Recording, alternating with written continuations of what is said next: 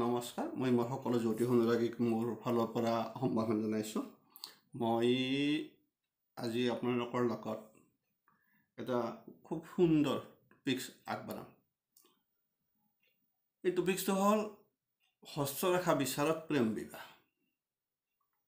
কাৰণ প্ৰায় জাতক জাতিকাৰ বা ল'ৰা ছোৱালীৰ মাজত সাধাৰণতে প্ৰেম থাকে, ভাল পোৱা থাকে। সেইটো আকৌ অস্বাভাৱিক নহয়।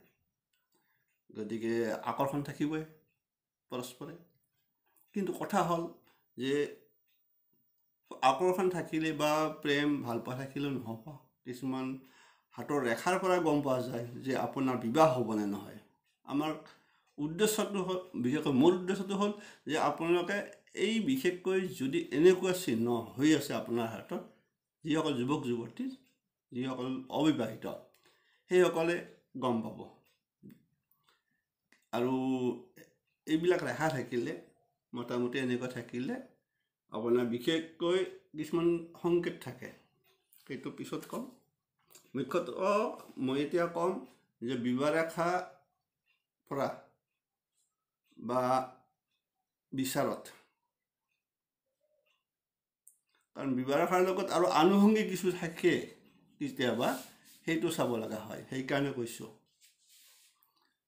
সংকেতটো আপোনাৰ কেইবাটা দিশৰ পৰা চাব লগা হয়, বিশেষকৈ প্ৰেম বিবাহৰ ক্ষেত্ৰত। তো যিকোনো এটা থাকিলে কথা নাই, তেতিয়াও আপোনাৰ প্ৰেম বিবাহ হ'ব। যে গোটেইকেইটা থাকিব সেইটো নহয়, সেইটো ক'ব যোৱা নাই মই।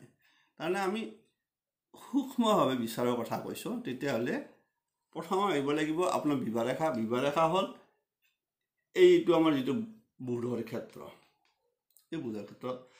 গতিকে তাৰ আগতে আমি কৈ দিছোঁ ৰেখাকেইটা, এইকেইটা, এইটো হ'ল আয়ুস ৰেখা, এইটো শিৰ ৰেখা, এইটো হৃদয় ৰেখা, এইডাল আপোনাৰ ভাগ্য ৰেখা। চাব, এই চিধাকৈ গোৱাজন শনি ক্ষেত্ৰতে ভাগ্য ৰেখা।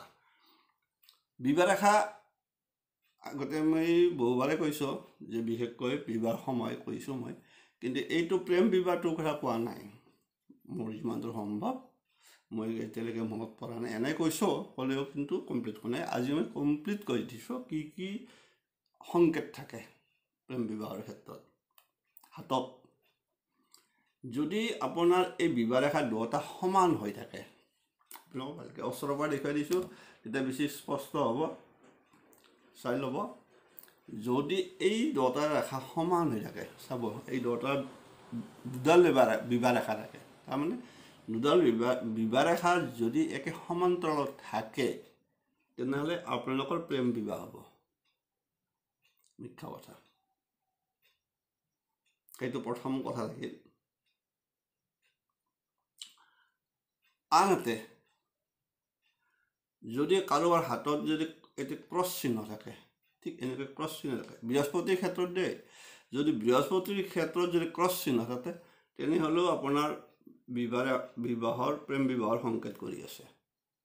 আৰু এই বিবাহটোত প্ৰেম কৰি জাতক জাতিকা সুখী হ'ব পাৰে, বিশেষ ক্ৰছ চিহ্ন যিবিলাক থাকে। এইটো হ'ল অত্যন্ত এনেও খুব ভাল। গতিকে বৃহস্পতিৰ ক্ষেত্ৰত, এই বৃহস্পতিৰ ক্ষেত্ৰত যদি আপোনাৰ এনেকৈ থাকে, এই বৃহস্পতিৰ ক্ষেত্ৰত যদি এনেকৈ থাকে, তেতিয়া মনত ৰাখিব আপোনালোকৰ প্ৰেম বিবাহ হ'ব। এই বিবাহ মানে খুব সুখদায়ক হ'ব।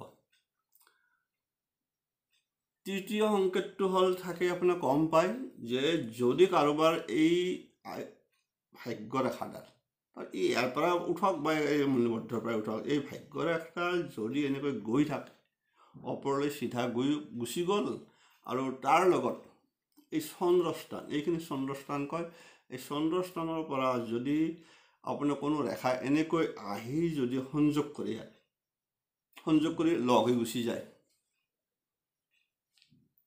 এইটো প্ৰেম বিবাহৰে সংকেত। আৰু এইটোও কিন্তু দাম্পত্য জীৱন সুখৰ হয়, প্ৰেম কৰি এই দাম্পত্য জীৱন সুখৰ হয়। আৰু এইবিলাক জাতক জাতিকা বিশেষকৈ বিবাহৰ পিছত মানে উন্নতিও হয়, জাতকৰ হওক জাতিকাৰে হওক, বৈবাহিক জীৱন সুখৰো হয় আৰু জীৱন উন্নতি লাভ কৰে, সূচক হৈ থাকে। কিন্তু প্ৰেম বিবাহ হৈ ফালেও এইটো ভাল। যদি চন্দ্ৰৰ ক্ষেত্ৰত এনেকৈ আহি গ'ল, এইটো ভাগ্য ৰেখাই, যদি এডাল নাথাকে ভাগ্য ৰেখা থাকে, কিন্তু যদি ইয়াৰ পৰা ভাগ্য ৰেখা আহি ইয়াত যদি লগ হৈ এনেকৈ যদি ওপৰৰ পৰা লগ হৈ গুচি গৈছে, তেনেহ'লে বুজি ল'ব এইটো আপোনাৰ প্ৰেম বিবাহৰে সংকেত কৰি আছে। গতিকে আন এটা কথা হ'ল, যদি কাৰোবাৰ এই হৃদয় ৰেখাৰ দ্বাৰা যদি আহি ঠিক ইয়াত এইটো শনি পৰ্বত, এই শনি পৰ্বত পাৰ হয় যদি আপোনাৰ বৃহস্পতিৰ ক্ষেত্ৰ পায়, এইটো বৃহস্পতিৰ ক্ষেত্ৰ, এই তৰ্জনীয় তলৰখিনি বৃহস্পতিৰ ক্ষেত্ৰ পায়, তেতিয়াও আপোনাৰ কিন্তু প্ৰেম বিবাহৰে সংকেত। তাৰ বাহিৰে আৰু এটা সংকেত আছে, আপোনালোকক মই কৈ দিছোঁ, এইটো ইয়াত অংকন কৰা নাই, তথাপিও কৈ দিছোঁ। চাব, ঠিক এইদৰে কথা কৈছোঁ, ঠিক এইডাল থাকি গ'ল, এইডাল আপোনাৰ বিবাহ ৰেখাটা এনেকৈ থাকি গ'ল। যদি এনেকৈ যদি ইয়াৰ পৰা যদি আহি ঠিক এনেকৈ যদি আপোনাৰ বিশেষকৈ এনেকৈ যদি আপোনাৰ ত্ৰিভুজ সৃষ্টি হয়, ইয়াত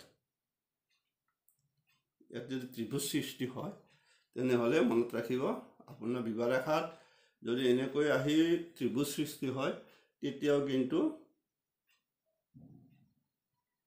ঠিক এইটো কথা কৈছোঁ মই, ঠিক এনেকৈ যদি ত্ৰিভুজ সৃষ্টি হয়, ইয়াত কিন্তু এনেকৈ যদি আপোনাৰ কাষৰ পৰা আহি পেলাই এনেকৈ ত্ৰিভুজ সৃষ্টি কৰে, এই মানে মূলত য'ৰ পৰা উঠিছে ত্ৰিভুজ সৃষ্টি কৰে, তেতিয়াও কিন্তু আপোনাৰ প্ৰেম বিবাহৰ সংকেত।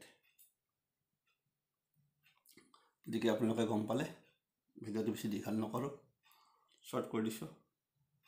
গতিকে বিবাহ ৰেখাত আপোনাৰ হস্তৰেখা বিচাৰত প্ৰেম বিবাহ আপোনালোকে নিশ্চয় গম পালে। এইকেইটা এনেকুৱা সংকেত থাকে যদি সেই জাতক জাতিকাৰ বিবাহ প্ৰেম বিবাহ হয়, যাক কয় লাভ মেৰেজ। লাভ মেৰেজৰ এইকেইটাই হ'ল আপোনাৰ মুখ্য চিহ্ন সংকেত আপোনালোকৰ হাতত। ইয়াৰ যিকোনো এটা থাকিলেও আপোনাৰ কিন্তু লাভ মেৰেজ হ'ব। এৰিছোঁ নিশ্চয় যিবিলাক অবিবাহিত যুৱক যুৱতী সেইসকলে চাই ল'ব, নিজৰ হাতখন চাই ল'ব ভালকৈ, যে আপোনাৰ বিবাহ প্ৰেম খেলাই আছে, সেই প্ৰেমে যে বিবাহত পৰিণত হ'ব নে নহ'ব গম পাই যাব। মোক সুধি নাথাকিব বেছি, মই ডাইৰেক্ট আপোনালোকক দি দিছোঁ, নিজে হাতখন চাওক, ৰেখাকেইটা কৰি দিছোঁ, নিশ্চয় আছে সকলোৰে। এইটো ৰেখা থাকিব হৃদয় ৰেখা, এইটো থাকিব আয়ুস ৰেখা, এইটো হ'ল শিৰ ৰেখা, এইডাল ভাগ্য ৰেখা। গতিকে আপোনাৰ এই প্ৰত্যেকটাৰে আপোনাৰ থাকি যাব, এইকেইটা থাকিলে হ'ল, যে ক্ৰছ চিহ্ন থাকক বা দুডাল সমান্তৰাল সমান থাকক বা এনেকৈ ত্ৰিভুজ থাকক বা আয়ুস ৰেখা কি কৈছে ভাগ্য ৰেখা গৈছে, তাত এই চন্দ্ৰস্থানৰ পৰা ৰেখা সেই টাচ কৰি পেলাই ওপৰত গুচি গৈছে, লাভ মেৰেজ এই সংকেত। গতিকে এৰিছোঁ, যিসকলে নতুনকৈ চাই আছে ছাবস্ক্ৰাইব কৰিব, একো নাই, এনেকৈ নিত্য নতুন সৰু সুৰা দুই এটা আপোনালোকে তথ্য পাই থাকিব, ভাল লাগে কেতিয়াবা আলোচনা কৰি, আপোনালোকৰ লগত আলোচনা কৰিলোঁ। গতিকে পাইছোঁ, গতিকে জীৱনত যিখিনি অভিজ্ঞতাৰ ফালৰ পৰা কৈছোঁ প্ৰায় দেখা যায় এইবিলাক চিহ্ন থাকিলে। আগৰ হিচাপত কৈছিল যে দুজনী হ'ব, আগতে কৈছিল যে দুডাল বিবাহ ৰেখা আছে দুজনী হ'ব, এতিয়া আহিছে যে দুডাল সমান্তৰাল ৰেখা থাকিলে লাভ মেৰেজ। গতিকে বস্তুবিলাক অকণমান ইফালে সিফালে, সকলোৰে মংগল কামনা কৰিলোঁ, চাই ল'ব।